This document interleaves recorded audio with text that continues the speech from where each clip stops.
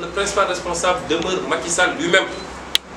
Et si on avait, comme nous l'avions soumis nous dans notre programme politique, si on avait introduit le principe de la responsabilité politique du président de la République à côté de la responsabilité judiciaire et pénale qui est très difficile à engager, Macky Sall aurait dû être démis de ses fonctions. Il aurait dû être destitué parce que ce qu'il a fait, c'est de la haute trahison. Il a trahi le peuple sénégalais au profit de son frère et potentiellement à son profit personnel, jusqu'à ce qu'on ait des preuves tangibles. Il devait être jugé pour haute trahison.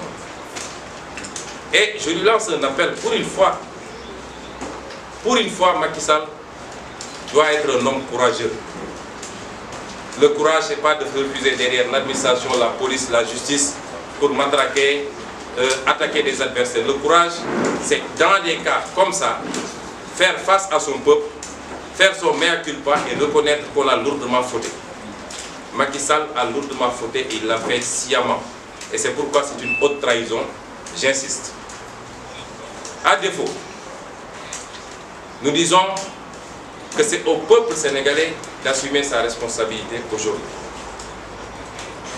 Le peuple sénégalais, et particulièrement cette jeunesse sénégalaise, qui souffre et qui n'a d'autres alternatives que de prendre l'océan ou de se reconvertir en conducteur de moto Jakarta, nous leur disons que l'enjeu fondamental, il est là.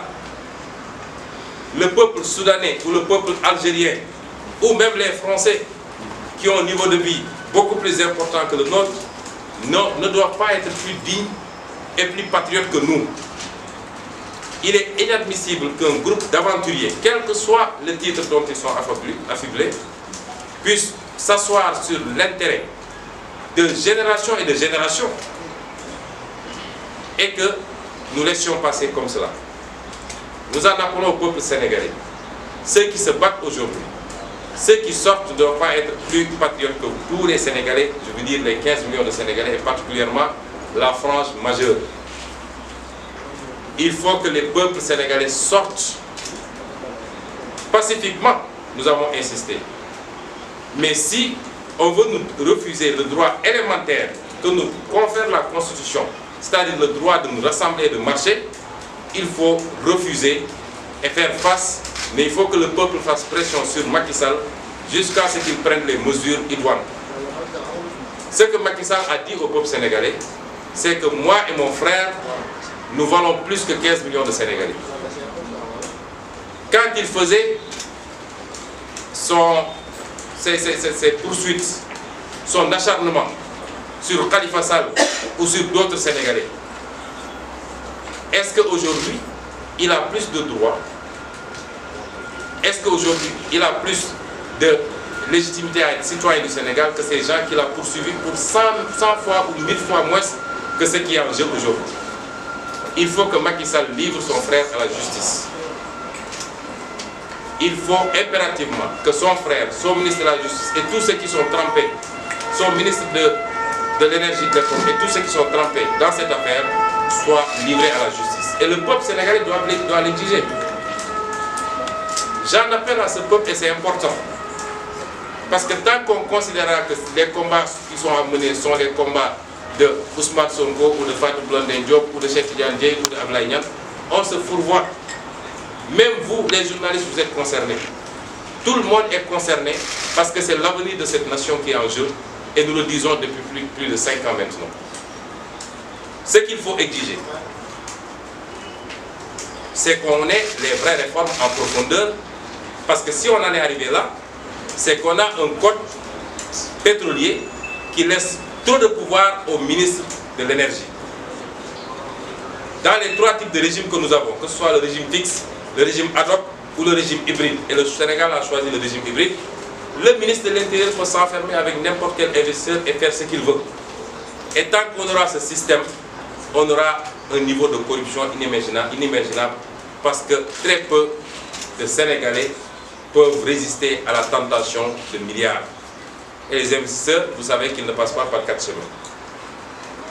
Ce qu'il faut, c'est exiger la lumière sur le rôle de Petrosen dans ce qui se passe au niveau de notre pétrole. Est-ce que vous savez que depuis des années et des années, Petrosen perçoit des centaines de millions, voire des milliards, comme bonus d'entrée, comme prime de logiciel de Petrosen, ainsi de suite, et que cet argent ne passe pas par le budget du Sénégal. Il y a des Sénégalais qui s'enrichissent à coût de centaines de millions à partir des bonus et d'autres primes que les entreprises versent et qui ne laissent aucune trace au Sénégal.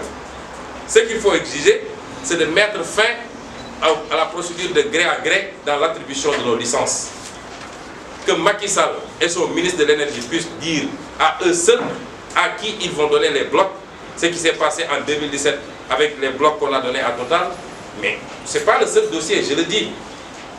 Ce qui s'est passé avec les blocs de Casamance offshore et de Saloum onshore, avec Ovidiu Tender, c'est une catastrophe.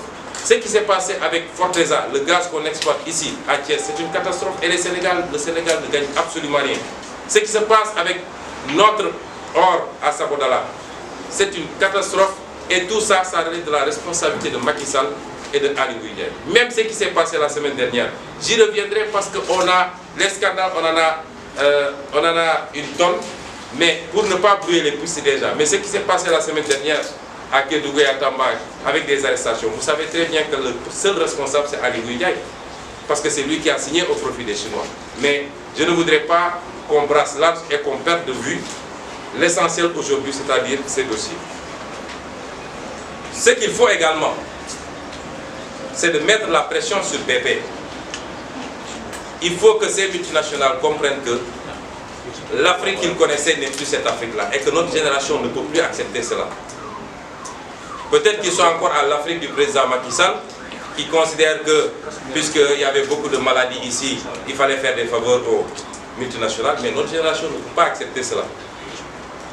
Et BP ne peut pas se prévaloir, ne peut plus se prévaloir de sa propre turpitude. En 2017, fin 2016, nous avons appris les négociations entre BP et Cosmos et Timis pour racheter une partie des parts de Cosmos et une partie des parts de Timis. Dans le cadre du collectif que nous avions mis en place, le collectif sénégalais pour le recouvrement des avoirs pétroliers et gaziers. Et je rappelle que c'est ce collectif qui a déposé les plaintes aux États-Unis et en Grande-Bretagne et en Australie. Nous avons écrit à BP en lui disant: vous êtes coté à la bourse de New York, vous êtes soumis à des obligations de transparence, aussi bien de par la loi américaine que de par la loi britannique. Les actifs que vous êtes en train de négocier sont des actifs qui ont été frauduleusement obtenus à la base. J'ai ici les copies des lettres. Et nous leur avons dit, ça c'est la lettre du collectif citoyen à BP. Et je vais vous en donner copie. Nous leur avons dit, nous vous accordons une présomption de bonne foi, peut-être que vous n'étiez pas informé. Voilà les faits. BP répond pour nous dire de lui donner des éléments d'information. Ce que nous avons fait. Et BP nous répond en octobre 2017. En réponse à notre lettre datée du 13 juin, merci pour votre lettre suivie datée du 24 octobre 2017 en réponse à notre lettre datée du 13 juin 2017. Elle contenait plusieurs pièces jointes, 32 au total, ce qui a pris du temps pour vérifier. Dans certains cas, traduire en anglais. Nous avons noté que les informations contenues dans vos pièces jointes sont des communications qui sont soit dans le domaine public ou obtenues indépendamment à partir de sources gouvernementales variées au Sénégal. BP n'est pas en mesure de discuter les détails d'affaires des autres parties qui, dans ce cas, précèdent notre entrée au Sénégal. Nous pouvons cependant confirmer que BP et les parties qui l'assistent ont procédé à une nécessaire vérification de ses partenaires au Sénégal, y compris Timis Corporation. Donc BP a été averti. BP nous dit qu'il a vérifié ce qui est totalement faux, comme Cosmos d'ailleurs avant BP. Parce que quand Cosmos a convoqué Aliou Sall à Grande-Bretagne pour acheter les parts de Timis, Cosmos a posé sur la table le retrait de Aliou Sall pour que Cosmos puisse entrer, acheter. Ça veut dire que Cosmos savait que la seule présence de Aliou Sall pose un problème et une infraction. Donc ces entreprises-là, nous allons les poursuivre. Nous les avons déjà poursuivis parce que nous avons déposé, comme je vous l'ai dit, au niveau des États-Unis et la Grande-Bretagne. Et nous allons continuer à les suivre Parce que s'ils pensent que le Sénégal sera le Congo ou le Gabon ou je ne sais quel autre pays, ils se trompent, nous ne l'accepterons pas. Les ressources naturelles du Sénégal profiteront d'abord et avant tout aux Sénégalais parce qu'on en a plus besoin qu'eux-mêmes. Nous ne l'accepterons pas. Et donc, les exigences, c'est de mettre également la pression sur l'ensemble de ces entreprises. Mais l'exigence fondamentale pour le peuple sénégalais, pour tous ceux qui veulent se battre, c'est la renégociation totale, entière et complète de l'ensemble des contrats léonins qui ont été signés dans le domaine du pétrole et du gaz, dans le domaine du zircon, dans le domaine de l'or, dans le domaine du fer, dans le domaine des ressources halieutiques. La renégociation de ces contrats nous permettrait, comme je l'avais dit dans notre programme, de multiplier le budget du Sénégal du simple au quintuple en moins de 5 ans. C'est là où se trouvent les enjeux. Ce n'est pas autre part. Vous vous rendez compte que les Sénégalais vont souffrir les 5 prochaines années. Je l'avais annoncé ici. Et vous commencez à voir, tous les produits le prix des produits va monter. Tout. Parce que Macky Sall n'a pas les moyens de sa politique aujourd'hui. Il s'est surendetté sur le dos des Sénégalais. Il a compromis les ressources naturelles et il n'a pas de capacité importante ou de marge fiscale aujourd'hui. Il ne compte que sur l'augmentation des prix et des taxes pour essayer de financer plus ou moins quelques aspects de ce qu'il est en train d'exécuter. Vous avez vu vous-même que tous les travaux sont à l'arrêt. Mais ce peuple ne mérite pas de souffrir quand on a tout ce potentiel-là. Un dirigeant n'ose un comportement et des attitudes pareilles dans ce pays-là. Si on réussit cela, on aura réussi quelque chose pour les générations à venir. Parce que le combat, il est là, c'est pour nos fils et nos petits-fils. Et je les appelle également à rester vigilants face à la stratégie de l'autorité ou la stratégie du camp qu'on a en face de nous. C'est-à-dire, c'est une stratégie de diversion. C'est une stratégie de diversion. Parce que si vous observez, quand on a commencé à poser ce débat, la première chose qu'on nous a dit, c'est que c'est des questions techniques. Seuls quelques initiés peuvent en parler. Ça, c'était la première buffade. Ensuite, les menaces ont suivi. Vous vous rappelez la fameuse sortie de Abdallah Dione, qui disait que désormais, tous ceux qui se prononceront sur cette question-là seront poursuivis. Nous avons continué à nous prononcer et même à sortir des ouvrages sur ça. Ensuite, on nous a dit que les informations qui sont fournies sont fausses. Le Sénégal va gagner 2/3 de sur ses ressources pétrolières. Vous avez entendu le ministre de l'Énergie l'autre jour le dire, ce qui est totalement faux. Le Sénégal ne gagnera même pas le tiers sur ses ressources naturelles. Et j'ai toujours lancé un défi à un débat public sur cette question. Ils ne viendront jamais au débat. Parce qu'on a tout vendangé. Et d'ailleurs, si c'était le cas, pourquoi le président Macky Sall a annoncé la renégociation des contrats lors de sa campagne? S'il est sûr qu'on gagne les 2/3, ce qui est inédit, pourquoi renégocier les contrats? Maintenant, on dit que c'est une tentative de déstabilisation, que c'est des va-t-en-guerre qui veulent déstabiliser le pays.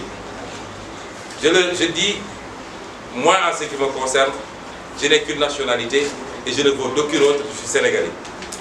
Je n'ai qu'une maison, elle est ici au Sénégal. Toute ma famille vit au Sénégal. Je me soigne au Sénégal. Comment est-ce que nous pouvons souhaiter déstabiliser un pays comme ça? Beaucoup d'entre eux ont plusieurs nationalités et peuvent prendre les airs à tout moment. Nous n'avons que le Sénégal. Mais c'est parce que nous n'avons que ce pays que nous devons nous battre comme d'autres peuples l'ont fait avant nous pour mettre le pays sur les rails.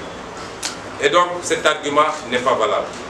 Et je voudrais conclure par dire que le moment est extrêmement important, il est extrêmement grave.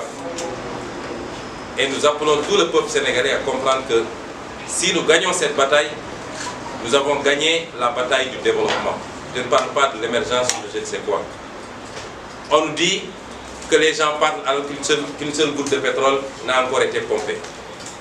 Mais on n'attend pas que le pétrole coule à flot pour régler ces questions. Parce que quand on va commencer à pomper du pétrole, que ce soit 2022 ou 2050, c'est les conventions qui ont été signées maintenant qui déterminent le critère de partage. Il ne faut pas attendre que le pétrole sorte.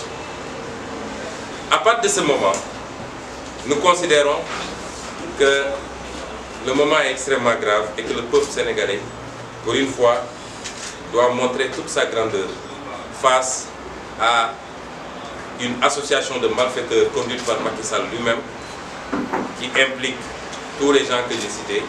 Et si nous parvenons à instaurer le rapport de force, Macky Sall n'aura d'autre choix que d'appliquer ce que le peuple attend de lui, c'est-à-dire livrer à la justice les responsables, mais surtout restituer au Sénégalais leurs biens en renégociant les contrats pétroliers. Beaucoup de Sénégalais se sont mobilisés. Et ces Sénégalais-là, on les félicite, on les encourage. Mais par rapport aux enjeux, je considère que c'est largement insuffisant. Ce n'est l'affaire de personne. Le jour de la manifestation, le vendredi passé, quand j'ai quitté pour aller à la manifestation, je tombe sur un groupe de jeunes étudiantes. Dès qu'elles me voient, elles accouraient, mais il faut qu'on prenne une photo. J'ai dit non, attendez, vous n'allez pas à la manifestation. L'une d'elles me dit, oui, mais quand on aura nos diplômes, on viendra au manifestation. J'ai dit, mais si quand vous aurez vos diplômes, vous n'aurez pas de travail. Combien d'entre vous ont eu leur diplôme avant vous et qui traînent? Donc, c'est une question de mentalité. Il faut que les Sénégalais se mobilisent massivement.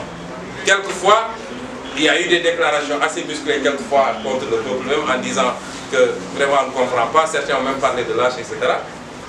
Mais il faut aujourd'hui qu'on comprenne que ce soit Simon ou Tchad ou Madame Diop qui s'y présente, ou si ce combat aboutit, ils ne gagneront pas un centime de plus que n'importe lequel d'entre nous. Certains d'entre ceux qui étaient restés chez eux gagneraient même beaucoup plus que ceux qui étaient allés se battre. Et c'est pourquoi nous disons félicitations et bravo à ceux qui sont sortis et qui vont sortir encore. Mais c'est l'affaire de 15 millions de Sénégalais, que tout le monde sorte. Aujourd'hui, regardez ce qui s'est passé avant-hier à Hong Kong pour une histoire de projet de loi sur l'extradition. 2 millions de Hongkongais sont sortis et sont restés sur place pendant des jours. C'est ça un peuple fier et digne. Et ici, vous sortez, les gens vous dépassent, comme si de rien n'était. Ça ne marchera pas. Et c'est pourquoi j'ai dit, nous attendons beaucoup plus. Et nous, en ce qui nous concerne, à notre parti, le mot d'ordre, il est très clair. Mais ce n'est pas une histoire de parti, justement. Et c'est pourquoi j'ai dit, j'interviens ici d'abord en tant que citoyen. Ce n'est pas une histoire de parti politique.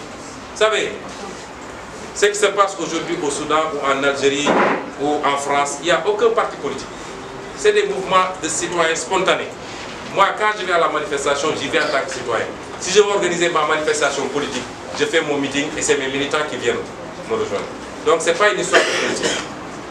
Enfin, vous savez, c'est un non-événement. C'est participer à une plateforme ou ne pas participer. Ça relève de la liberté de chacun. Vraiment, ce n'est pas des débats. Personne n'avait enchaîné personne pour qu'il vienne participer à une plateforme. Vous considérez que les méthodes, vous ne vous y retrouvez pas. Mais vous êtes libre de repartir.